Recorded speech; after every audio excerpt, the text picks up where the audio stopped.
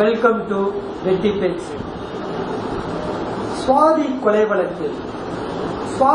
வழக்கு சம்பந்தமா பல்வேறு விதமான மாறுபட்ட தகவல்கள் தொடர்ந்து வந்துட்டு இருக்கு.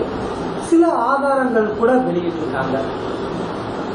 இது எல்லா அடிப்படையில வச்சு பாக்குறப்ப நான் முத இந்த வெட்டி பேச்சு பகுதி தொடங்கினதே இந்த சுவாதி கொலை வழக்கை வச்சுதான்.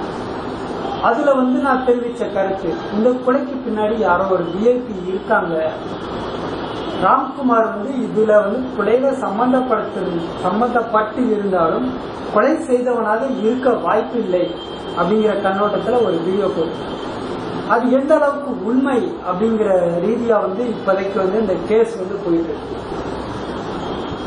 இது சிபிஐ விசாரணைக்கு போனாலும் நீதி கிடைக்குமா அப்படிங்கிறது இன்னைக்கு எனக்கு பெரும் ஒரு சந்தேகம். ஏன்னா இந்த வழக்குல ராம்குமார் குற்றவாளி அல்ல, உண்மையான குற்றவாளியை மறைக்க முற்படுறாங்க அப்படிங்கிற விஷயத்த யார் பேசினாலும் அவங்கள அவதூறா மிரட்டல் விடுக்கும் வண்ணமா பல செயல்கள் சில குறிப்பிட்ட அமைப்பினர் செயல்படுத்திட்டு வர்றாங்க. சோ அப்போ அவங்களுக்கு என்ன ஒருதுன்னா, நீ எங்க போனாலும் சரி உன்னால இந்த கேஸ்ல ஜெயிக்க முடியாதுடா அப்படிங்கிற ஒரு தோரணை தான் அது. நாங்க இப்படிதான் இருப்போம் அப்படிங்கிற ஒரு தோரணை தான் அது. அந்த தோரணையில தான் நான் பாக்குறேன். ஏன்னா அவங்க விடுக்கக்கூடிய அந்த செய்திகள், வாசகங்கள் எல்லாம் பாக்குறப்ப இந்த மாதிரி ஒரு கேஸ் சிபிஐக்கு போனாலும், சிபிஐ எது? சென்ட்ரல் கவர்மெண்ட் யார் கண்ட்ரோல்ல இருக்கு? ஒரு குறிப்பிட்ட அமைப்பை சேர்ந்த, இந்த வழக்குல சம்பந்தப்பட்டவங்க பேசக்கூட அந்த அமைப்பை சேர்ந்தவங்களோட கட்டுப்பாட்டில் இருக்கக்கூடிய ஒரு அமைப்பு தான். சோ அந்த அமைப்புக்கு போனாலும் சுவாதி கொலை வழக்குக்கு நீதி கிடைக்குமா அப்படின்னா கண்டிப்பா கிடைக்காது. ராம்குமார் தான் குற்றவாளி என்று இந்த வழக்கு முடிக்கப்படும். இது எதிர்த்து எவன் பேசினாலும் சரி அவன் மேல ஏதாவது ஒரு கேஸை போட்டு உள்ள தள்ளுவாங்க. இந்த கொலை வழக்குல நிறைய சந்தேகங்கள் அடிப்படையா எல்லா மக்களுக்கும் தெரியும். ஆனா ஏன் மக்கள் இது குறித்து குரல் எழுப்பல அப்படிங்கிற ஒரு கண்டன குரல் கண்டிப்பா எழுப்பியிருக்கணும். பொதுமக்கள் எத்தனையோ கட்சிகள் இருக்கு தமிழகத்துல, எத்தனையோ கட்சிகள் இருக்கு. அந்த கட்சிகள் எல்லாம் கண்டன குரல் எழுப்பி ஒருமித்து போராடி இருக்கணும். ஏன் போராடல அப்படின்னு இந்த மாதிரி பல கேள்விகள் எழுது. எல்லாமே மக்கள் நம்ம தான் பிடிச்சிடும். ஒருத்தரை வெட்டுறோம், ஒரே இடத்துல 2 தடவை வெட்டுறோம். வெட்டு எதிர்பாராம விழுந்தா கூட 2வது வெட்டு விடுறப்ப சுயநினைவே பாதி காலியா இருந்தா கூட ஆட்டோமேட்டிக்கா அந்த கை தடுக்க முற்படும்.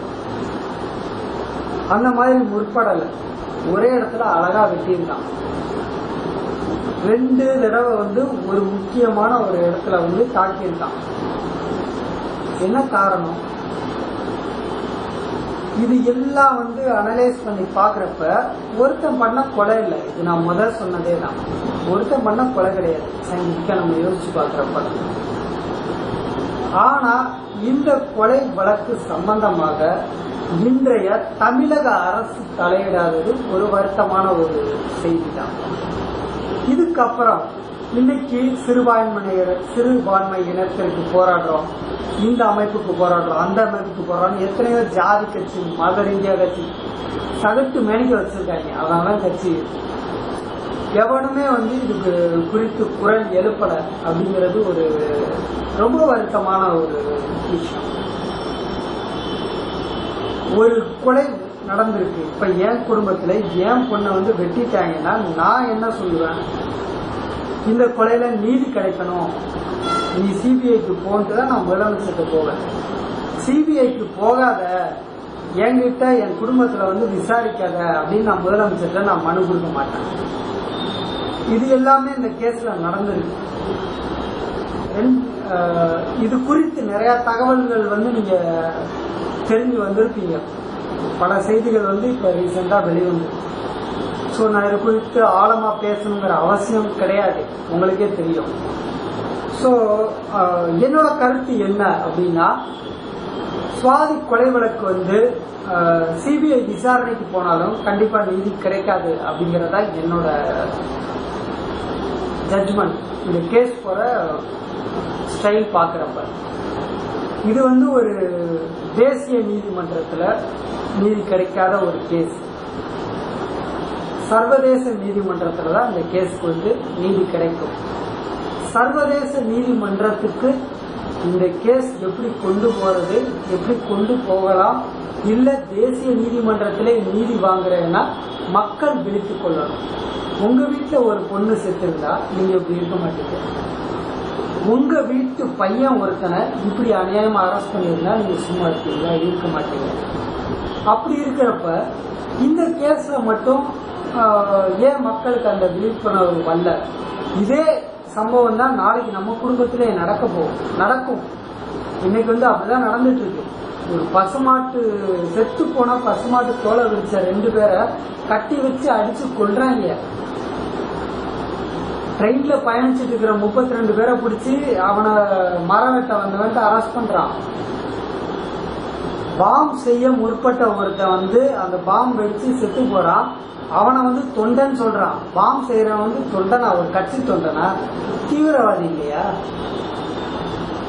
இப்படி வெளிப்படையா விமர்சிக்க அஞ்சக்கூடிய ஒரு சமூகத்துல, அச்சப்படக்கூடிய சமூகத்துல தான் இருக்கும். ஒரு மனைவி இறந்த அந்த சடலத்தை தூக்கிட்டு போற கூட ஆம்புலன்ஸ் ரெடி பண்ணி தர முடியாது அப்படின்னு சொல்லக்கூடிய ஒரு சமூகத்துல தான் இருக்கும். 12 கிலோமீட்டர் அந்த மனைவியை வந்து தோல்ல சுமந்துட்டு வரான் அந்த தோழர். இது ஒரு மீடியால எக்ஸ்போஸ் ஆனதுக்கு அப்புறம் தான் ஓடி வர்றாங்க. ஏன்னா சர்வதேச ரீதியா இவங்களுக்கு அவமானம். இது குறித்து நம்ம பிரதமர் எதுவுமே வந்து வார்த்தையை திறக்கல, வாயே திறக்கல. இன்னும் 2 நாள் கழிச்சு ஏதாவது ஒரு மீட்டிங் வச்சு ஒரு நீலி கண்ணீர் வந்து வடிப்பாரு. ஆனா ஏதோ ஒரு தேசத்தை சேர்ந்த ஒரு பிரதமர் தலைவர் வந்து சொல்றாரு, அந்த குடும்பத்துக்கு நான் செய்யறேன். 2வது, இந்த இந்தியாவில ஆம்புலன்ஸ் வசதி இல்லாத கிராமங்களுக்கு ஆம்புலன்ஸ் ஏற்படுத்தி தர்றாங்க. எவ்வளவு பெரிய அசிங்கம் அது!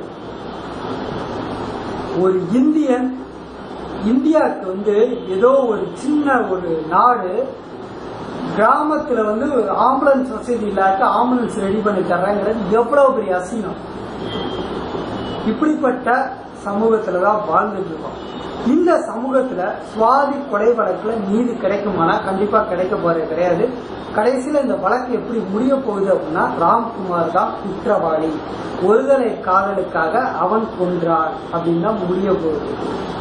இது முடியக்கூடாது அப்படின்னா இது தேசிய நீதிமன்றத்திலே நீதி கிடைக்காது, சர்வதேச நீதிமன்றம் போனாதான் நீதி கிடைக்கும்.